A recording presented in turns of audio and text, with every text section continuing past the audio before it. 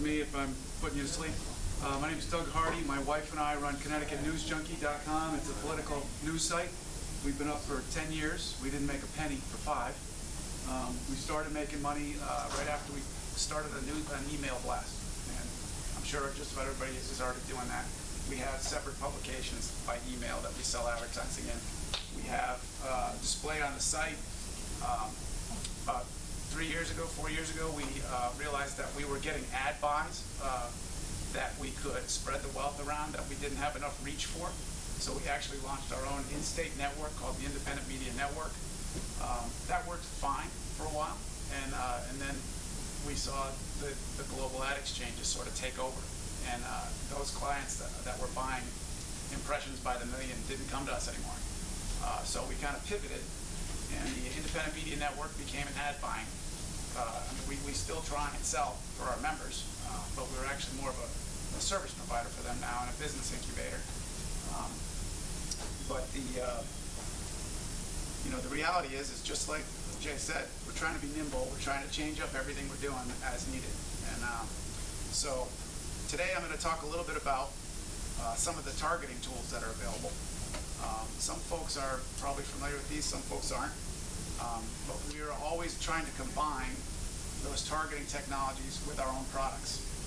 And so if we're going to sell a display ad, we've got a certain amount of reach. The client may want more reach. So one of the best tools you can have for that is remarketing. So basically, we had a one-dimensional portfolio of revenue producing tools. It's display advertising. We did fine on that for quite a while, but we're a pretty small deal. My wife and I we split like one salary, and she still has a second job that we're hoping to get rid of this year. And we had like a full-time reporter who was really a contractor, but he went up to the Capitol every day for 4 years, and he just left. He got a job as a prison guard. Not really sure. We drove him to that, yeah. But so we're in the process of changing. We just had a baby as well, so a lot of this creative effort and energy is tough to come by for everybody. So we get that. But in the process of learning these advertising tools, the remarketing thing really struck me as a good thing to help small publications increase their reach. A lot of businesses want more reach than most of us can provide with simple display. Let's see. So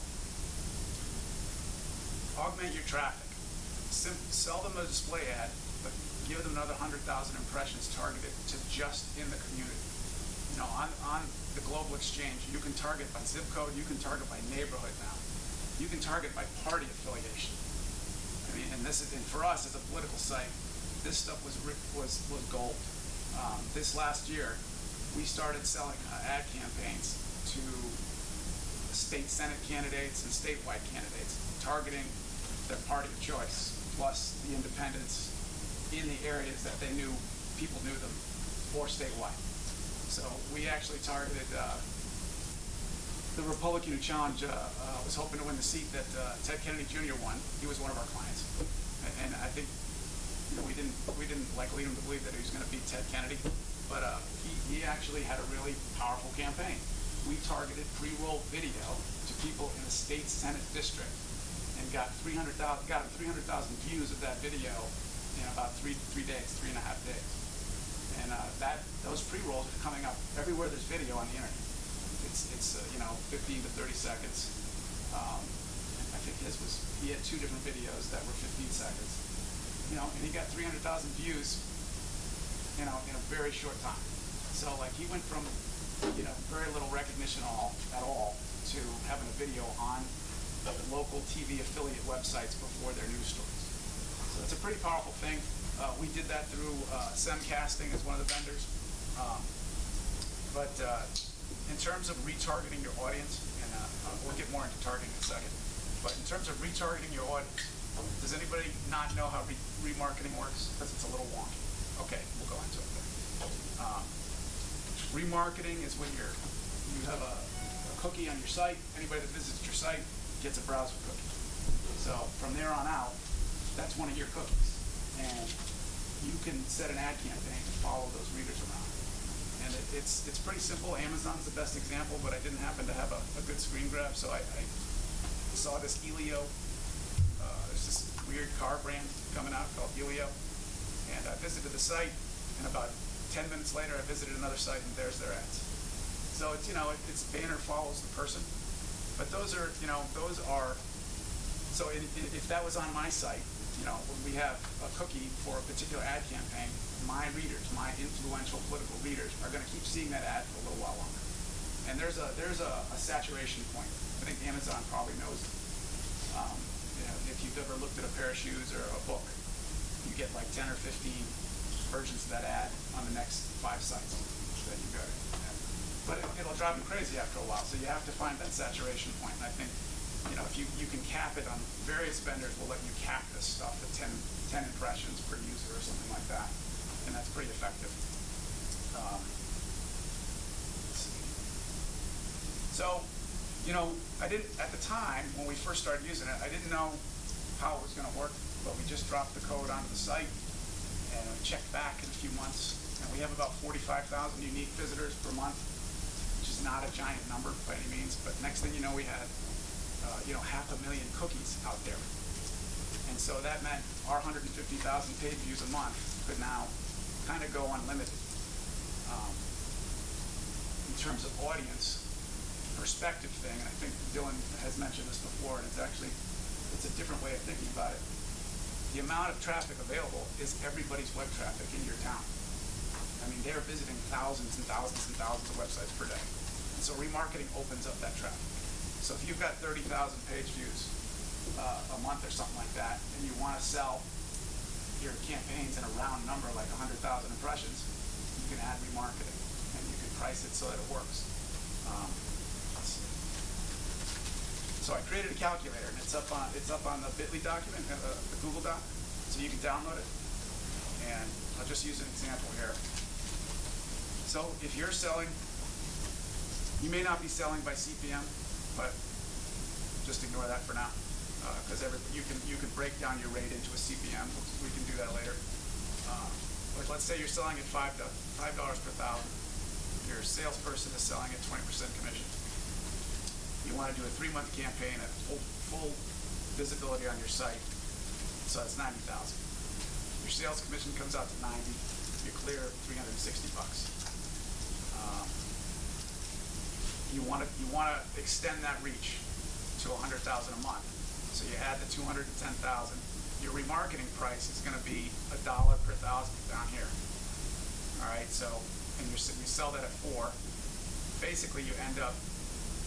Your salesperson takes 20% off the net after the cost of the remarketing, and you end up down here with a $1,290 3-month campaign and a little bit more impact a little bit more regional, more impact for the client.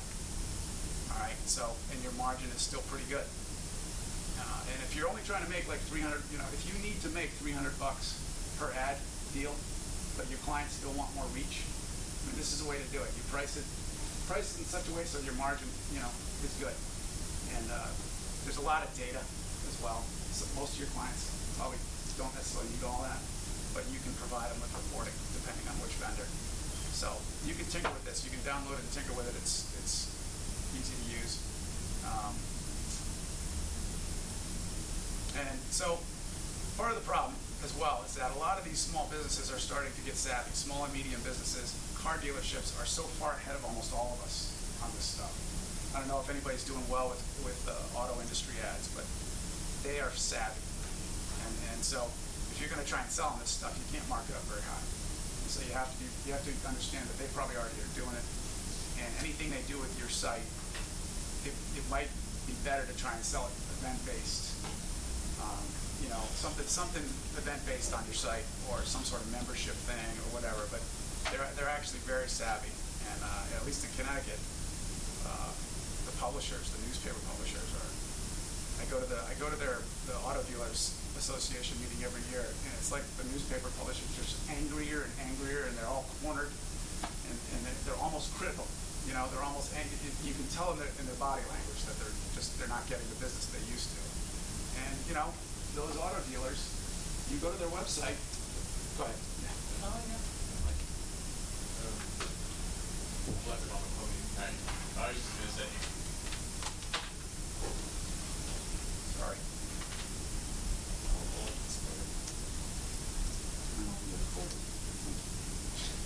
Is this working?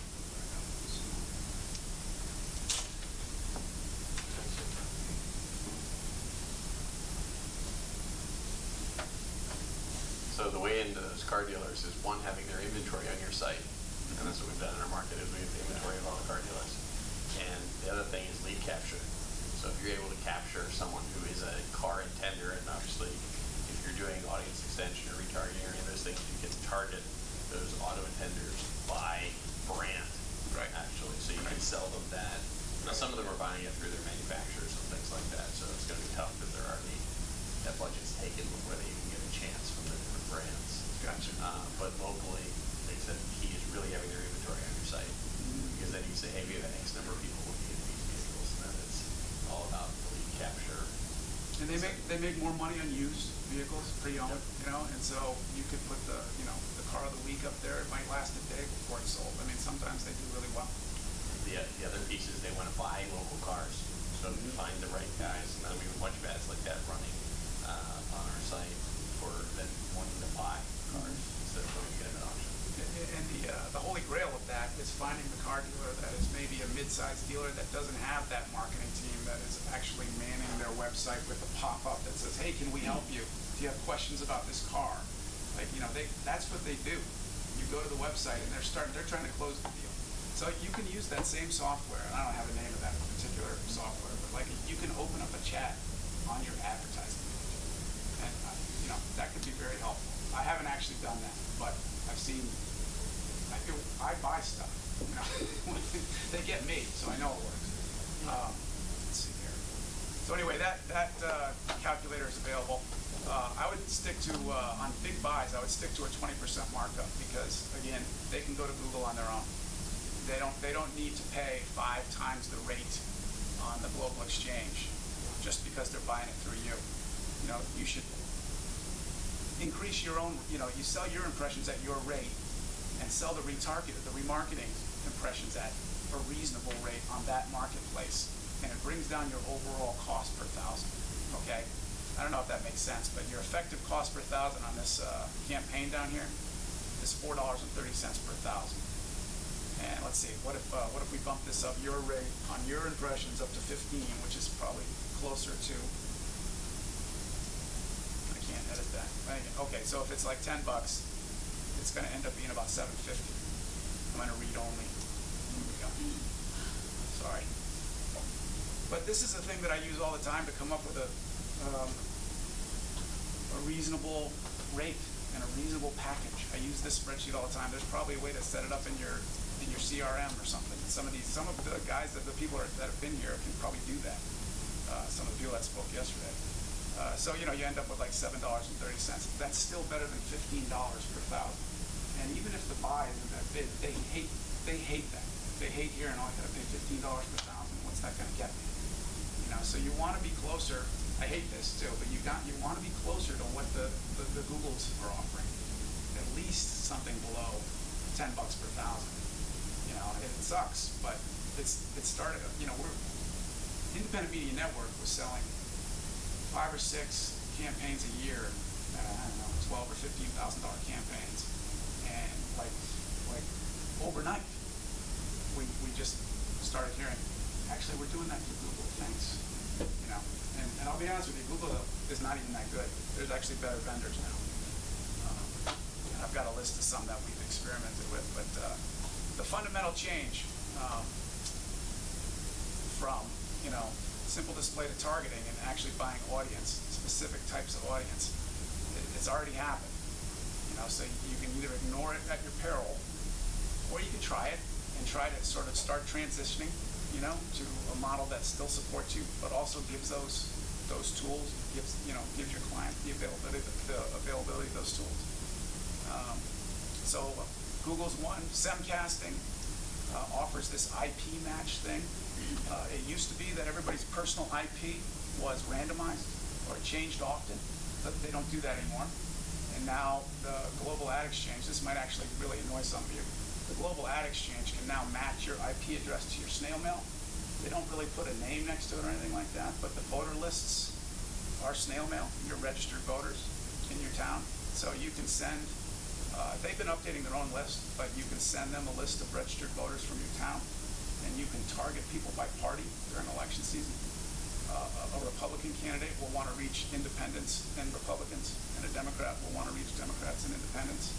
And that, we sold a lot of that. And that's the one that you can target the video on. And it's very granular on the, it's fake, like those ads are going to show up on the devices at the home of the registered voter. So it's like you won't even see them if you're outside of that town. It's if you're not a registered voter, you won't see them either. So it really is a pretty granular thing. And the cost on that, they charge $4 per thousand on display and $15 per thousand on targeted video. So that's like one of the more pricey ones. Are you targeting them on mobile as well? You can, you can run mobile campaigns through all of these things. And so we always, we ask for mobile sizes too. But you're able to do directly pinpoint. Some of these guys can do it. I haven't specifically done mobile. I think I know what you're talking about. That's something that Is that right? That's good. Yeah. So that's powerful. you have to back in voter registration. Interesting. All right. I'm not sure which one of these vendors might do that, and they might not. So, Site Scout is the one we've actually settled on. We really like it. You can target, rather than target by the address, which costs more because there's a programming component to it. You can target by party just in a given district. So you don't have to load the list and spend the money on the programmer. Their prices are generally below $2 per thousand. So if I want to flood a district for a candidate and only target his party, we can do that. And that's going to be a little bit more bleed over than showing up just at those addresses. Yeah, Jay, you want to give him the mic? Sort of a dumb question, but I'll hazard the guess. So you're sort of doing agency services for people by doing this. So how do you choose when you call it the Global Ad Exchange, are you basically saying, okay, I want to work with this vendor, and that vendor's they're going to be sort of part of that global ad exchange, like Site Scout or Google, or how do you know, or do you even care to know? Do certain publishers like lock out remnant advertisement? They won't have it on their site. Like I know we don't have remnant advertisement on our site. We don't either, but Legacy still. So I've closed deals on that by saying, well, yeah, we'll get you on the Hartford Current, no problem. They don't care. As long as they get there. Yeah. I mean, like most clients don't care. Some clients will request. This is always fun. Some clients request sites other than your own. I want to be on these Legacy sites. So the problem is those remnant ad spots are often not very prominent. So that the value of coming through the local independent like us is that we're not, well, it sounds ridiculous, but we're not covering sports. You know what I mean? We're not covering stuff other than politics. So they want our audience. They want to be in our email blast. They want to be on our site. But they also got to start reaching out to the general public as well.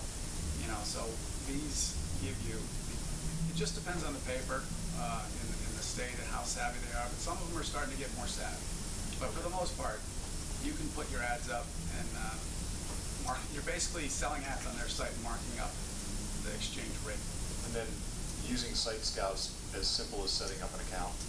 I don't want to say that it's that simple because you could make some mistakes in this area. Some of these vendors they warn the heck out of you, but they tell you if you fail to set the geographic terms, your ad will go out to the entire country or world at a flood rate.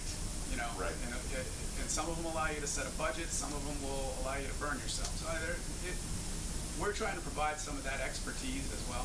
Right. That's sort of what I gathered. Is that one of the things that you're providing your client is the fact that you know how to do this, and therefore they don't have to figure it out. Right. And it didn't happen overnight. My partner lawn side, pretty much local online news.tv in Connecticut is a local video news model. It's kind of struggled with that since moved on, but when we started the Independent Media Network, it was about shared revenue and learning how the ad servers work, and now he's like a guru in Connecticut. So we get a lot of political business just because of Lon. He also he was a campaign manager for a congressman. He ran 2 campaigns for Joe Ford. So really, who you know matters, and trust matters, and he won, so that matters too. But the Democrats do come to him often before they even talk to us, and we're the publisher of the site, the key site, but they want to be on our site, but they also want Lon's expertise. So it takes a little while to learn this stuff. There are mistakes. Our ad rep for the Independent Media Network set up a campaign that blew through some money by accident because it was going out to Canada as well as Connecticut. And, it wasn't a fortune, but you had to be careful. Any more questions on that? Targeting?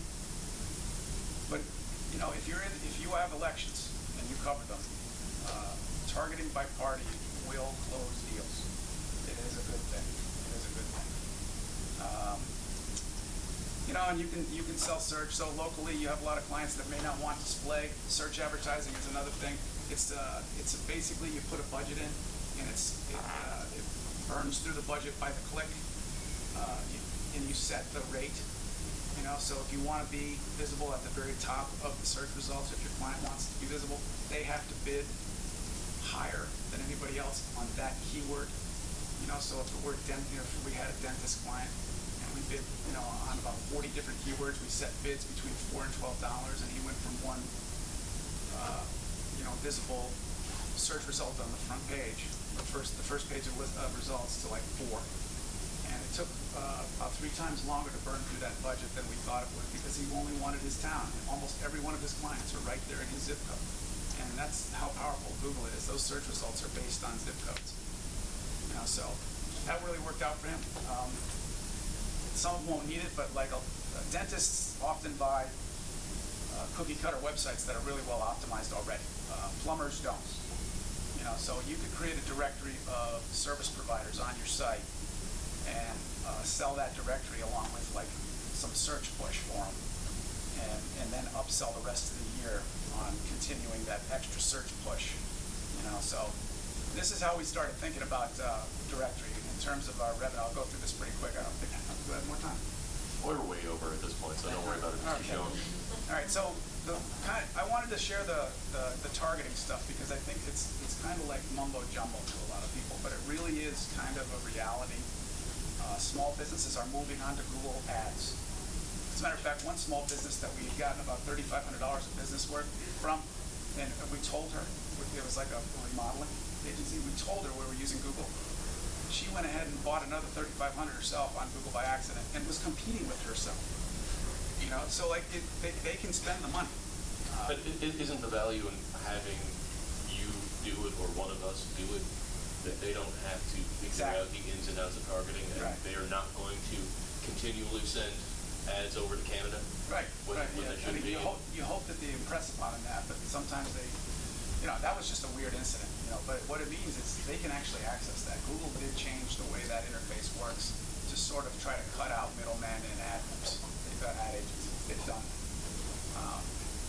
So that's an issue. So anyway, it's food for thought. It's a way to increase that reach, in particular when you're new, when you don't have much reach, which, without an audience, you don't have any revenue if you're basing it on audience size. And we all have to base it on audience size at some point. Anyway, so for CT News Junkie, we came to the realization that our revenue was so seasonal that we just couldn't keep going the way we were going. And we're heavily dependent on ads coming in during the legislative session. And then in the off years, the municipal election years, we don't cover the municipalities, we cover the legislation that impacts the municipalities. So we ended up with terrible revenue through the fall in those off years. So this has been a problem, and we haven't grown that much. We're sustainable, but we just haven't really grown. And we realized that we didn't really know what our customers were. And this is probably a common problem. Like if you're struggling to sell ads, you probably don't know who and you have an audience, you probably don't really know who the key customers are that are going to be revenue producers. And it occurred to us that, geez, most of our ads are coming through middlemen.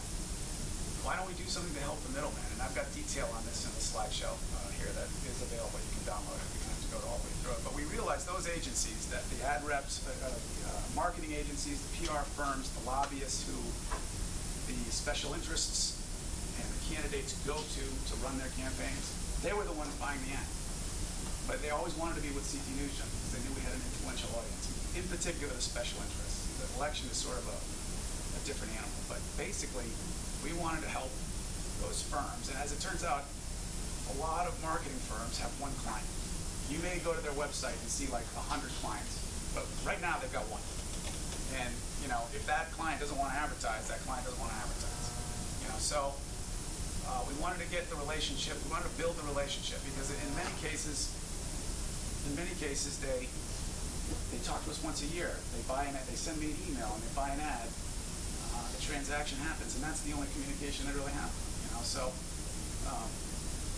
we just realized that we needed to do something. So we decided to build a parallel commerce website, and the core of that would be a directory of these political firms. And we realized that the lobbyists are all listed. There's 800 of them. I can do an outreach to all the lobbyists. That's public information. So we built it on WordPress. These are the things that we used. The business directory plugin seemed to be the most robust available. I know there are some vendors. I know you have a directory product. I know the gentleman that was here yesterday has a pretty good directory product. Broad Street has a great directory product. If you don't want to build it yourself, don't use the business directory plugin. You got to build your own. I mean, it's just a plugin, but like those guys are pretty good. Business directory plugin, however, was good because you could charge based on category. You could charge for listings based on category, and a variety of other things. The truth is we're selling directory listings for $1,000. Nobody's going to click and buy them. I'm closing these deals myself. So the business directory plugin, aptly named for search, was just a vehicle, and it had a lot of options in it. So I said, let's just use this. We combined it with Gravity Forms, and around that main core product, we put the events calendar and a jobs listing. And Modern Tribes Events, if you don't know, allows you to set up it'll import Facebook events for a given organization automatically. So that saves you a lot of work. But we spent probably $1,200 building a site or something like that. It wasn't that bad. And I got 8 clients this year. And along with that, and the pricing is the key, because if it's just a directory that they buy onto and nothing else happens, lose interest. And like Patch did. Patch went way out of their way to create these local business directories, and they kind of just stopped using them after they did it. They were just leads for display, for overpriced display, really. But so I give them a 25% discount on display. So one of their clients gets a 25% off on ad display, and in 2 months they'll make back $1,000 on that. So that's very sellable. In this particular case, I'm only expecting 20 or 30 firms to be in that particular directory. We will offer a lower tier of pricing for those firms and service providers that don't buy advertising. And I included some remarketing off of our audience, because the news junkie audience in this case, and you have to figure out what your audience is key for this kind of thing, but the news junkie audience are the customers who are going to hire these firms. So we're pushing out 100,000 impressions to our readers for these firms. And, it's still early, but the fact that I got 8 of them was pretty encouraging. Let's see. And we give them a shared ad unit on the site as well. It's down below our political ads. We have 10 political ads at the top of the site, and those rotate. It's like a randomization thing, but let's see, sorry.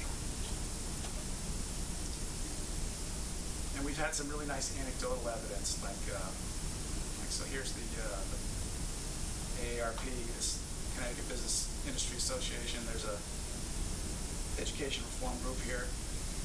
And here's our directory members. These 2 ad units run through 8 different people. And Patty McQueen is one of our best customers. She buys ads every year. She more than doubled what she bought this year. she ended up getting the casinos in Connecticut as a client, which she hadn't had before. I can't say that this is definitely the reason for it, but she bumped into the governor at an event, and the governor said, "Hey, Patty, I've seen your ad all over the place." And she took the time to call me, so, I mean, that's the most influential person in Connecticut. And the guy mentioned her ad, so I don't know. There's going to be plenty of different things to measure this. And I think the value is just having it built and tweaking it, changing it as needed, just like Jay said, I mean, we were going to, I'm inspired by Billy Penn now. We haven't done any events. I mentioned we took a bath on one before. And so we're going to redo how we think about events too. And, those will all be part of the events calendar. And we will push that out through our own tools. So that's basically it. What is the parallel commerce site? Oh, I'm sorry. I will call that up right now.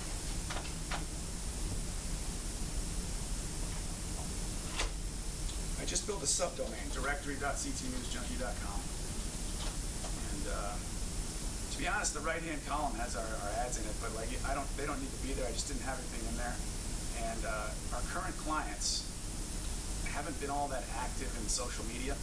Some of them are, but they're talking about the Oscars and stuff. You know what I mean? It really wasn't on topic, so I pulled the feed. I had Twitter feeds down there, but that's probably what we're going to do is have their social media feeds in here, because I don't know how much traffic this section of the websites, this directory is going to get from the people at large. It doesn't need the political ads there, and it slows things down. And it's just we already get plenty of traffic on those on the website. And one cool thing that so if you see this Pentabox ad or image, so when like a newspaper designer, I figured, let's do a horizontal ad that really fills up that directory listing space. And then I realized, why would I make them make a second ad size? So I've been telling them, just do a 300 by 250, and this will be the ad we use. So it doubles up. Here's what one of the listings looks like. There's tags and categories, and there's a Google map. So there's some recognition of the brand that way by using their ad as a logo. Go ahead.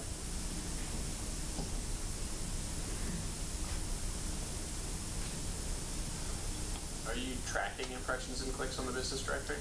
We are tracking By business?